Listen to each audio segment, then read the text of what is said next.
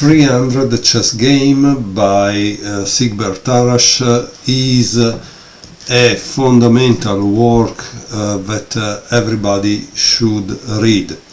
Why? Because in these games Tarrasch gives a lot of fundamentals, chess discoveries that were found in the end of the 1800, the beginning of the 1900. So it's also one of the books that Fischer, the famous champion, read first in his life. Not because he could buy it, he got it I think from the library, because obviously he was very poor when he was a kid. But this doesn't take away the fact that if he read it cover to cover and he became what he became, maybe if we want to improve our chess, we should do the same, right? Now my book is going in pieces, so I should find a way to stick it together, but let's start with game number 2, which is Tarrasch Mendelssohn, a Sicilian defense. Tarrasch plays e4, c5, knight c3, e6, knight f3, knight c6, and d4, and this obviously is transposing in an open Sicilian.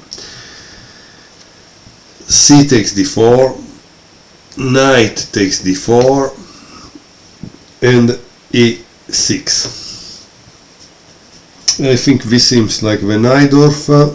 I don't know if I'm correct, because honestly I didn't play the Sicilian very much as black. Also, if I think it's really a good opening. Bishop e2, and now there is a move which is knight g e7.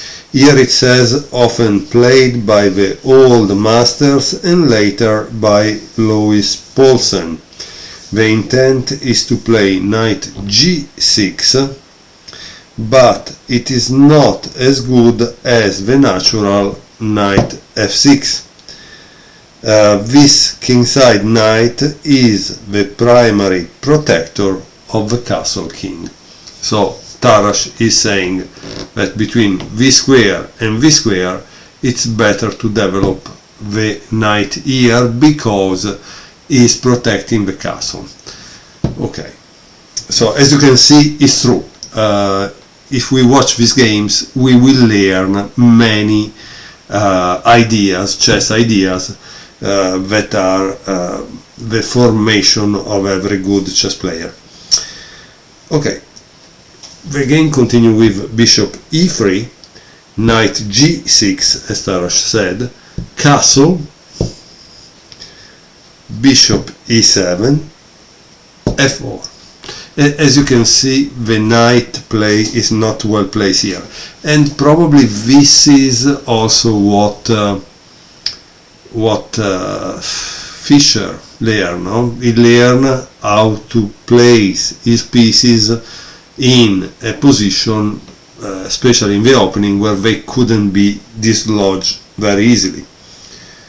Okay, after f4 he went with castle, and white played a move that maybe is not the best.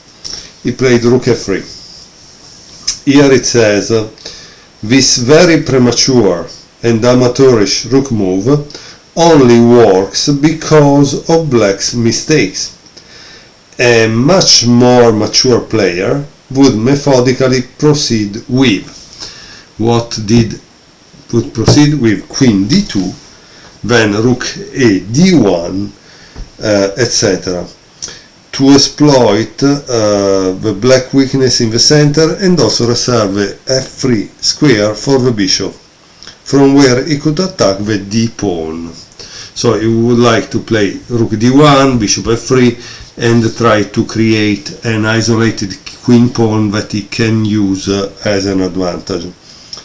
Okay, instead of queen d2, he played rook f3. Okay, so here black makes a mistake, which is f5. E takes f5,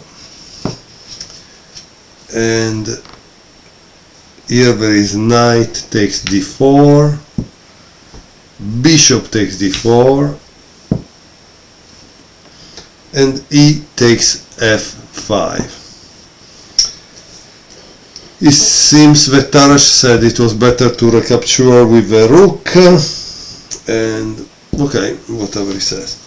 So let's see why. Because then he creates a weakness on this diagonal, so that's why he says it was better to play this. Yeah, okay.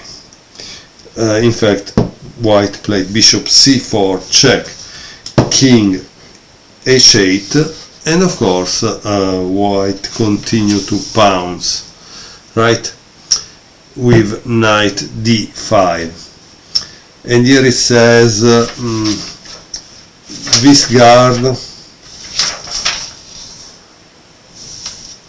the f pawn, and the thus, okay, so this is guarding the f pawn, so white can play rook h3 and then probably with queen h5 to attack there. Okay, let's see how it continues. Here black made another kind of mistake, b5.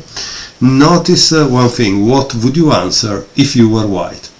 Why do I ask you that? Because Tarrasch behaves in the same manner that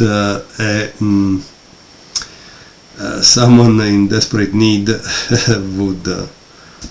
Let's see why, okay? This b5, as I told you, sometimes grandmasters, they don't care when you attack them because they counter-attack immediately. So the move is bishop b6, boom.